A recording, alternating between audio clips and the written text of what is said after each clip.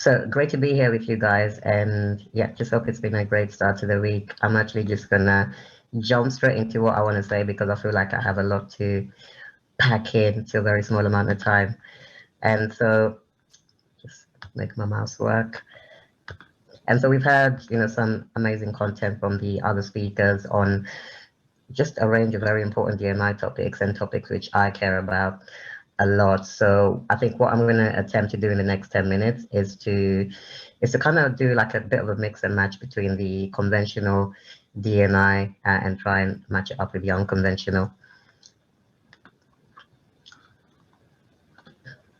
which leads me perfectly on to my next slide. And I don't know if anyone has ever had this experience of, having to assemble flat pack furniture like what you get in IKEA, for example, hence the graphic. And I'm going to imagine there's a few heads nodding along and, hands going up. And, if you're in any way as bad as me when it comes to assembling these things, then, it can be a massive challenge.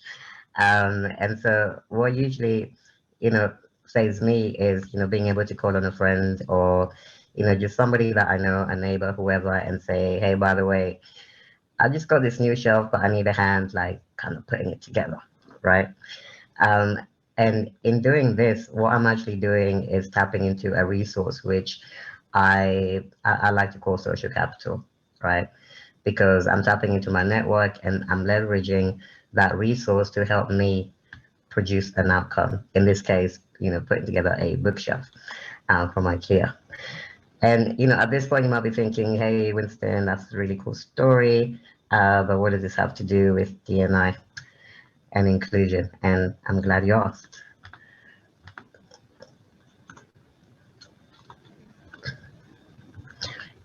And so there's been a bunch of studies on the social brain, and particularly by someone who might be familiar, a professor named Robin Dunbar, who, his big argument was that the average person is able to maintain around 150 important relationships in their life. So an important relationship can comprise a friend, a family member, a co-worker, etc. Like all of these are relationships that we all have access to and we can leverage for different things, love, affection, companionship, etc. And so the average person has 150 of these things to tap into, right? But there are other, I guess you could call them social network analysis studies that demonstrate when you actually dive in a little bit deeper and you apply this lens into the protected groups, for example, the number is actually much lower. So the graphic that I've got on the screen demonstrates very in a very shocking way for me that, for example, disabled people typically only have access to 25 of these relationships, right? So remember, the average able-bodied person, 150, disabled person in comparison is 25. So you can see there's quite a big disparity here. And, some of the things that kind of feed into this disparity, are things like, unconscious bias, or even just belonging to a demographic intersection that does not accrue, the same amount of privilege. So for example, and I think Margaret covered it really well, you might belong to, let's say, a Black female in an organization who may not accrue an equal amount of privilege as a white male in modern society. That's just a fact that I think most of us are aware of.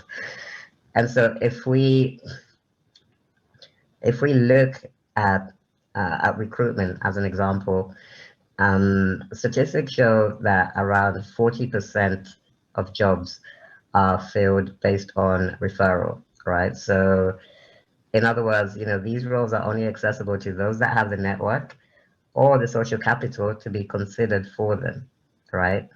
So it's a type of job that, a friend tells you, hey, we're recruiting a new software developer in my team. I think you should email this guy, right? So these are jobs that never actually make it on the job boards, on the public job boards, or in other public platforms, right? And so if this is where 40% of roles are filled, then it means it's quite challenging if you don't have that social capital, if you don't have that level of connection, because you lose out on a big chunk of opportunity, right? And again, I think Ian, shout out to Ian, who mentioned, for example, the statistic of employment between, people with autism versus able-bodied people. And I thought that was another pretty big mismatch there that demonstrates this point quite well. And so I guess the question is, how can we talk about a fairer and more inclusive workplace if this resource of social capital is only available to some groups of people, but not others, right? It doesn't seem fair to me, right?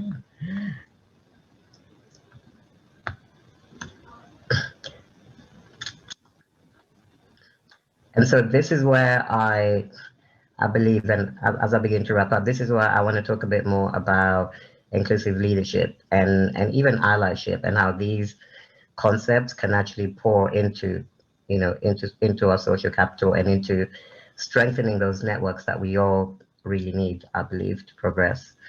And I understand like words like inclusive leadership and allyship, they become a bit of a buzzword, especially in light of what's been going on recently. We hear them all the time, and you almost become a bit desensitized. Like, oh yeah, not another inclusive leadership workshop, right? It becomes a bit saturated, right?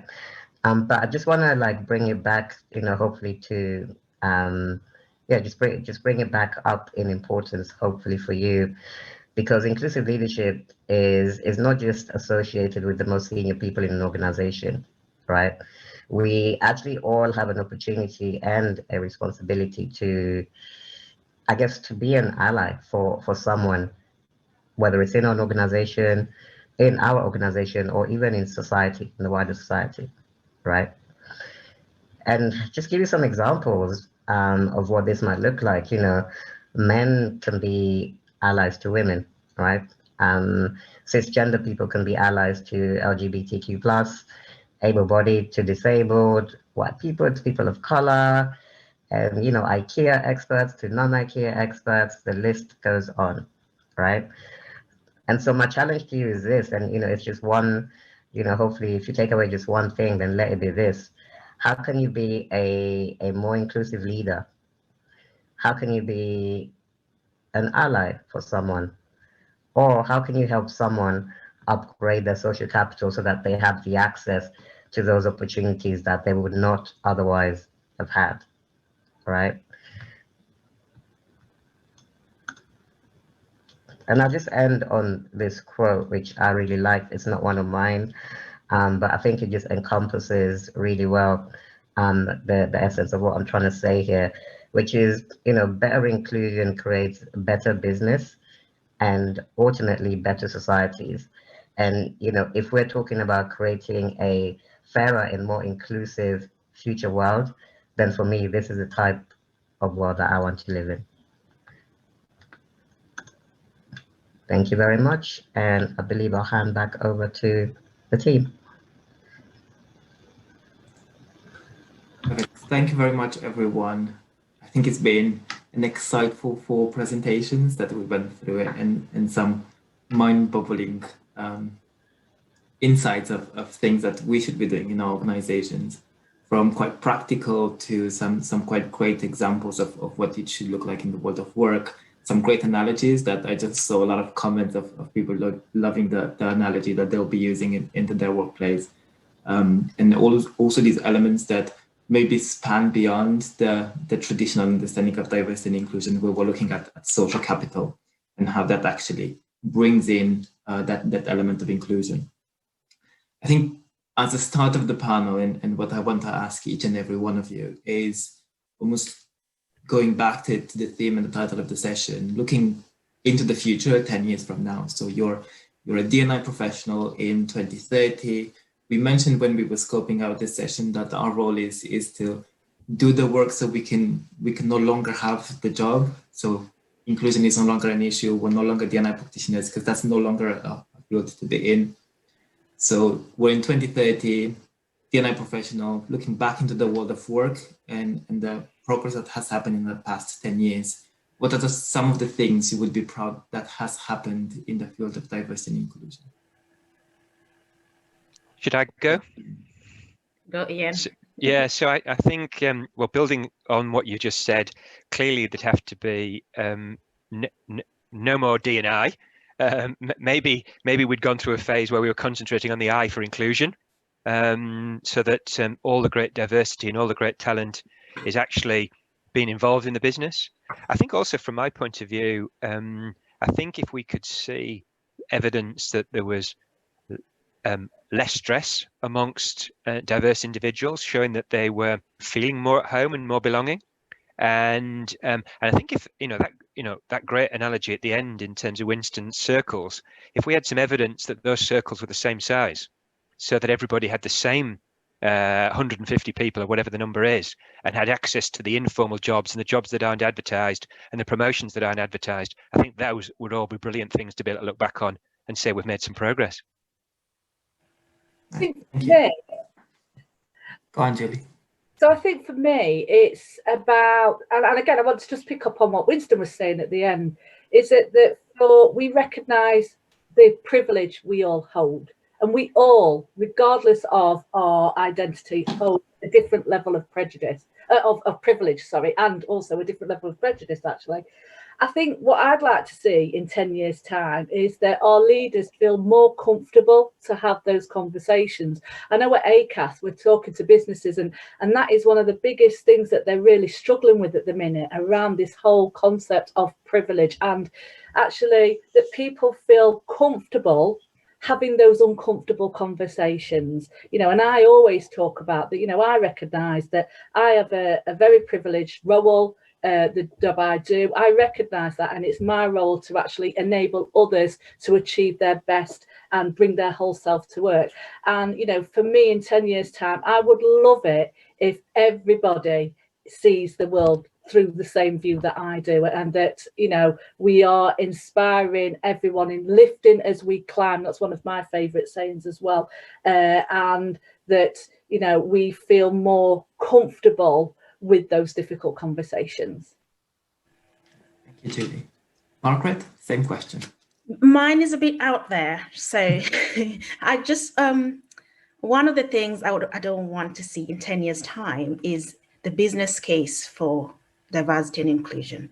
In 10 years' time, please do not ask me to put a slide in to explain to you the business case for inclusion and diversity. And why do I say that? I feel like there's a part of that question that nobody is daring to talk about. This is the bit where I feel there is something about this question that always says, it says to the people who are marginalized, to the people who are not being given opportunities, prove to us that you deserve an opportunity. Prove to us that you're coming to this organization to give us your energy and your talent. We want you to prove that you're worthy to be here. We want you to prove that you're worthy of our acceptance and respect. We want you to prove that you're worthy to be invested in, to be supported, to be allowed to contribute at all levels. We want you to prove to us that you're human enough to challenge us or complain when we treat you badly or when we do things wrong. We want you to prove to us that you deserve equal pay and fair treatment. Read gender and ethnicity pay gaps. That we want to continue to blatantly ask and publicly ask questions that challenge your existence and your humanity in the workplace. So I would say in 10 years' time, if somebody still asks me to put a slide on the business case for inclusion, I would tell them, and I'm starting to do this now, shall I also ask you to put a slide on the business case for a lack of inclusion? Let's turn that question around. Is there a business case for a lack of inclusion? I'm going to ask Winston to join in before I start crying. Sorry, don't cry. You'll cry in 10 years' time.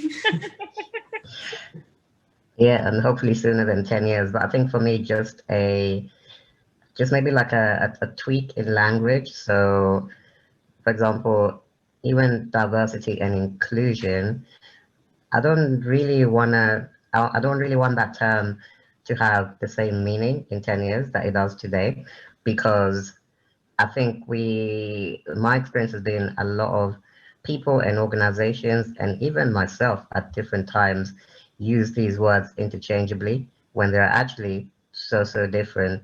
Like that, diversity and inclusion are as far apart as, mathematics and psychology.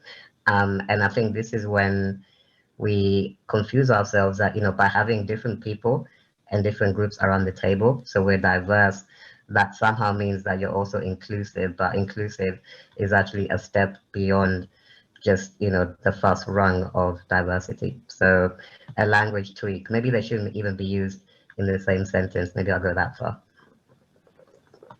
Perfect. Thank you very much, everyone, for your contribution. It's been lovely to have you as part of the conversation. I just wanted to close in with this statement that we're using this week for National Inclusion Week, but I think it should stay with us regardless of the time of the year. It's something that should be embedded into the way we work. And to bring back what Winston just said, that diversity is a fact. We're talking about equality being a choice from organizations in providing that. Inclusion is an action. It's related to the things that you're doing to create that environment at work. And then the last bit is that belonging is an outcome. And that should be the outcome and the goal for any work that we're doing. So not take things for granted, but actually start challenging some of the things that are happening around us, and doing that from the perspective of, we know that there's a better way of doing things, and we need to see that future 10 years from now of not struggling with the same challenges we have today. So no business cases, no anything that you would be struggling on D&I today. So thank you very much for joining me today. Hats off to you on some great insights today. We're going to have a short break now, and we're going to start the next section at 12:10. So I'll see you back, everybody. Bye, everyone. Bye, everyone. Thank you.